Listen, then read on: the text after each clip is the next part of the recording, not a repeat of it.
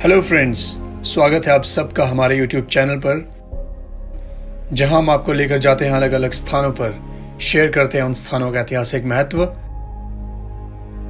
और इसी सफर में आज हम आपको ले जाने वाले हैं उत्तराखंड स्थित जिम कॉर्बेट नेशनल पार्क में, जो कि यहाँ पाए जाने वाले अलग अलग जानवरों और खास तौर से टाइगर सफारी के लिए देश विदेश में लोगों का फेवरेट डेस्टिनेशन है। उत्तराखंड के नैनीताल और पौड़ी जिले में फैले इस ऐतिहासिक नेशनल पार्क को हम आपको एक डेमोग्राफिक प्रेजेंटेशन के जरिए दिखाने की कोशिश करेंगे।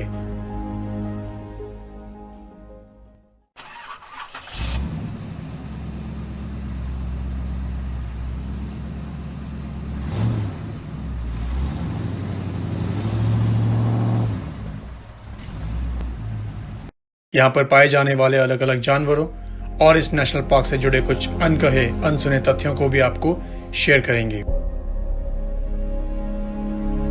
Gym Corbett National park Bharat में प्रोजेक्ट टाइगर के तहत बना पहला टाइगर रिजर्व है, तो इस दृष्टि से कॉर्बेट भारत के सबसे पुराने और साथ ही साथ सबसे बड़े नेशनल पार्क में से एक है।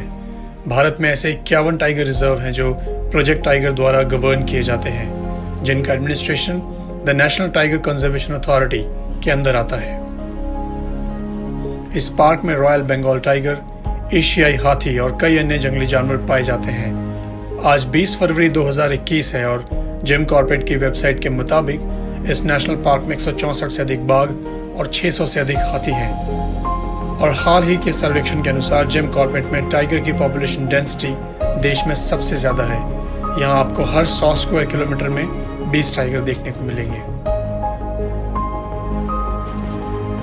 कौन कहता है कि पृथ्वी ग्रह पर खोजने के लिए और कुछ नहीं है। जिम कॉर्बेट नेशनल पार्क केवल प्रकृति के बारे में ही नहीं, बल्कि 1 अप्रैल 1973 को उस समय की सबसे बड़ी कंजर्वेटिव इनिशिएटिव का कारण रहा है, जो था प्रोजेक्ट टाइगर। इस क्षेत्र को इतिहास और सांस्कृतिक विरासत के सबसे समृद्ध खजाने के रूप में चिन्हित किया जा सकता है, जब जंगलों को और जंगली जानवरों के संरक्षण की एक लंबी परंपरा की नींव रखी गई। एशिया के सबसे पुराने नेशनल पार्क के साथ साथ भारत के सबसे पहले टाइगर रिजर्व का दर्जा रखते हुए कॉर्बेट हमारे प्राकृतिक संसाधनों के संरक्षण में एक अग्रणी प्रयास का प्रतीक है।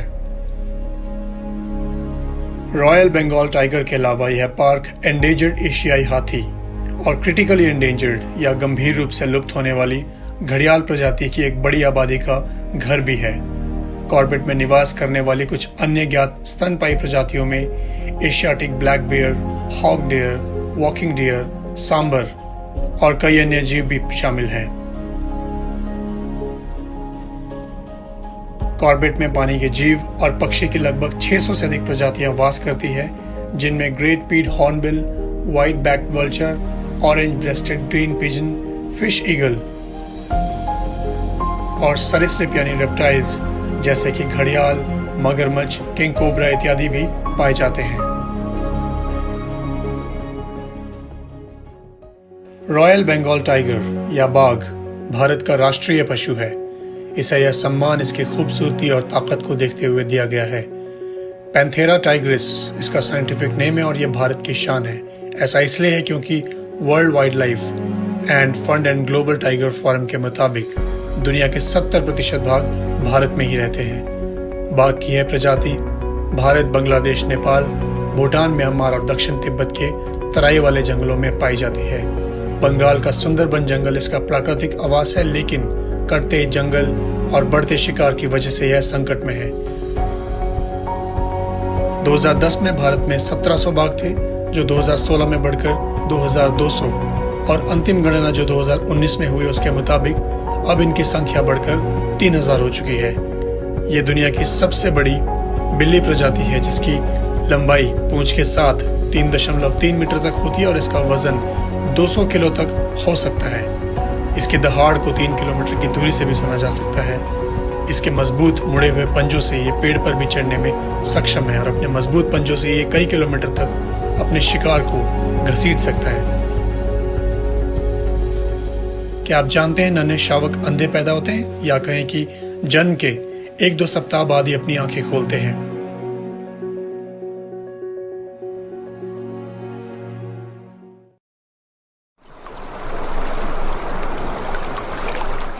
जिम कॉर्बेट नेशनल पार्क में मौजूद शानदार जीव जंतुओं की विविधता के अस्तित्व के लिए यहाँ की नदियों का एक महत्वपूर्ण योगदान है।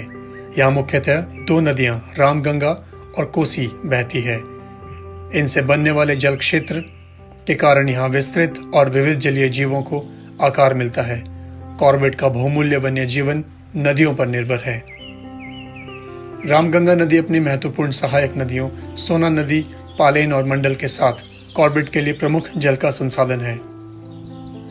रामगंगा इतनी जरूरी नदी है कि जिम कॉर्बेट के स्थान पर 1954 से 1957 तक इस पार्क का नाम रामगंगा नेशनल पार्क था। आइए जानते हैं कौन थे Jim Corbett. Edward Jim Corbett की कहानी गढ़वाल और कुमाऊं के लोगों के दिल और दिमाग में आज भी कायम है। पूरी दुनिया में लोग जिम कॉर्बेट को उनके शानदार लेखन और एक प्रसिद्ध शिकारी के रूप में जानते हैं, जिन्होंने हजारों कुख्यात आदमखोर बाघों को मारा। उनके जीवन पर 4 आत्मकथाएं और 3 फिल्में भी बन चुकी है, जो उनके इतना फेमस होने के कारणों का स्पष्ट विवरण दिखाती है। मैं आपको बताना चाहता हूं कि उनका जन्म स्थान भारत ही है। जी हाँ दोस्तों, एडवर्ड जेम्स कॉर्बेट का जन्म 25 जुलाई 1875 को उत्तराखंड के नैनीताल जिले में एक अंग्रेजी वंश के घर में हुआ। दिग्गज शिकारी और एक संरक्षणवादी सर एडवर्ड जिम कॉर्बेट को दुनिया के फॉरेस्ट से ताल्लुक रखने वालों के लिए किसी परिचय की आवश्यकता नहीं। इस जादुई भूमि के संरक्षण में उनका बहुमूल्य योगदान नैनीताल और पूरी दुनिया के लोगों के दिलो दिमाग में आज भी जिंदा है। उनके लेखन वाइल्ड लाइफ में शौक रखने वाले लोगों की पीढ़ियों को प्रेरित करता है।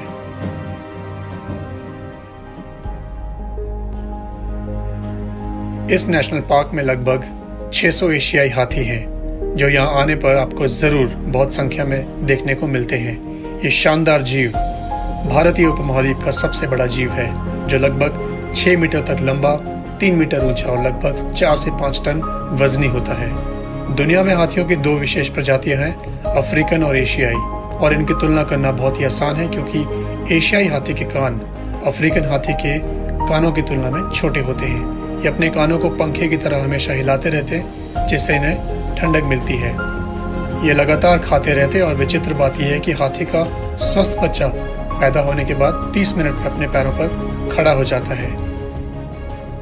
जितने भी धरती पर मैमल्स या कहें स्तनपायी जीव हैं, उनकी सूंड शायद सबसे संवेदनशील अंग है। एशियाई हाथियों को मूंगफली को तोड़कर उसकी गिरी खाते हुए भी देखा गया और इनकी सूंड में एक बार में 8 लीटर तक पानी आ सकता है।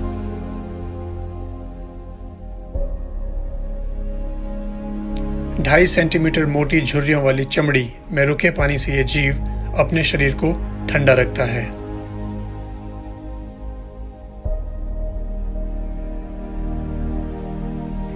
यहाँ के नदी किनारों पर आपको घड़ियाल और मगरमच्छ भी देखने को मिलते हैं। घड़ियाल नाम के पीछे वजह है कि जब इस प्रजाति का एक नर लगभग 10 वर्ष का हो जाता है तो उसकी नाक के ठीक पीछे एक बल्ब नुमा आकार उभरने लगता है, और इसी घड़े के आकार के कारण वैज्ञानिकों ने इसका नाम घड़ियाल रखा है। मगरमच्छों की तुलना में इसके स्नाउट या थूथन कम चौड़े होते हैं, जो इनको मछलियों के शिकार में मदद करते हैं, और ये 106 से 110 नुकीले दांतों से लैस होते हैं।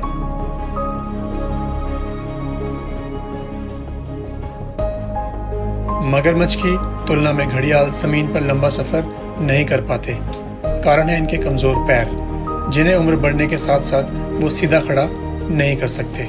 इसलिए ये ज्यादातर पानी या पानी के नजदीक ही रहते हैं। और अंतिम बात ये कि घड़ियाल के अंडे मगरमच्छ से बड़े होते हैं।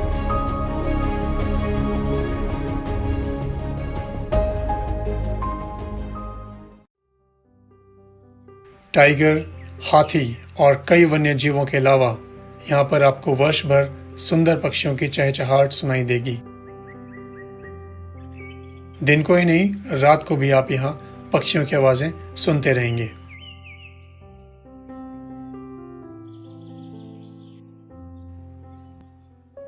जिम कॉर्बेट नेशनल पार्क आपको टूर के कई ऑप्शंस देता है, जैसे Corbett fun tour, Corbett holiday tour, Corbett exploration tour, Corbett Nainital tour, Corbett Rishikesh tour और ढिकाला गैरल टूर। इन सब टूर के अलग अलग ड्यूरेशंस है, अलग अलग बजट है।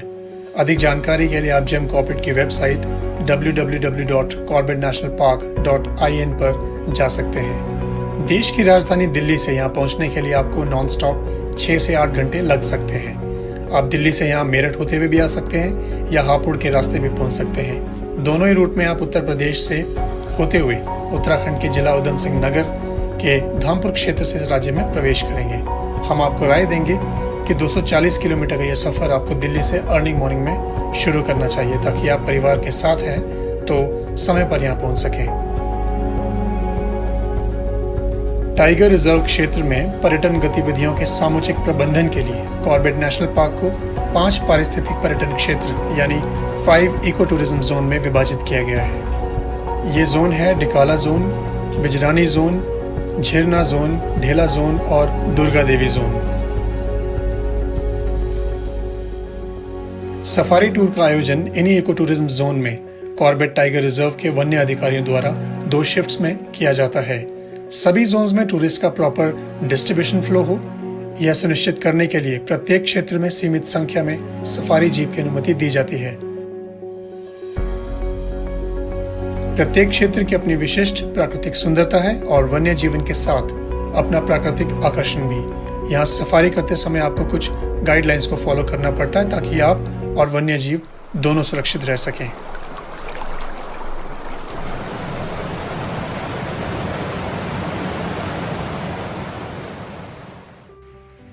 एक एडवेंचरस वन्य जीवन और नेचर हॉलिडे के लिए यह पार्क बिल्कुल उपयुक्त स्थान है।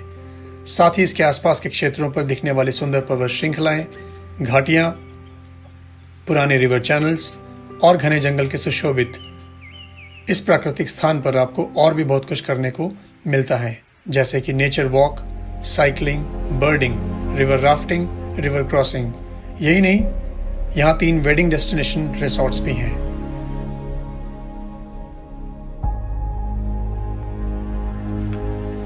जंगल और पहाड़ अपने आप में कई अनूठी मानव संस्कृतियों का निवास स्थान है, जो इस क्षेत्र में विशिष्ट जीवन शैली का प्रतिनिधित्व करते हैं। हालांकि यह सच है कि ऐसे क्षेत्रों में जीवन काफी कठिन होता है और पहाड़ी इलाकों में रहने वाले पहाड़ी लोगों पर इसका असर भी पड़ता है। यही कारण है कि इस क्षेत्र में रहने वाले लोगों के जीवन में धर्म, पूजा, सामाजिक सभा और मेले बहुत महत्वपूर्ण हैं। और सबसे महत्वपूर्ण है इन लोगों का जंगल और जानवरों से प्यार। हमें हमारी सोच को इन जानवरों के संरक्षण के प्रति सजग बनाना होगा ताकि आने वाली पीढ़ियां भी इन जानवरों को देखें और जीवन में सीख लें।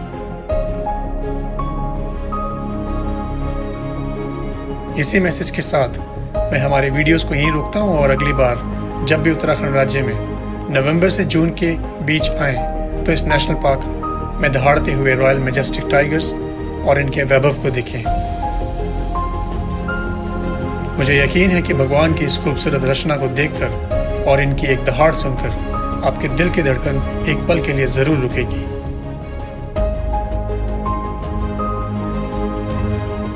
मिलता हूं अगली वीडियो के साथ कुछ नए कॉन्सेप्ट, नई जानकारी या नए स्थान के साथ। आप चैनल पर जाकर इसी तरह के इंफॉर्मेटिव वीडियोस देख सकते हैं और अगर आपको हमारे वीडियोस पसंद आ रहे हैं तो चैनल को सब्सक्राइब जरूर करें। कोरोना के खिलाफ सतर्क रहें, अपना और अपने परिवार का ध्यान रखें। धन्यवाद।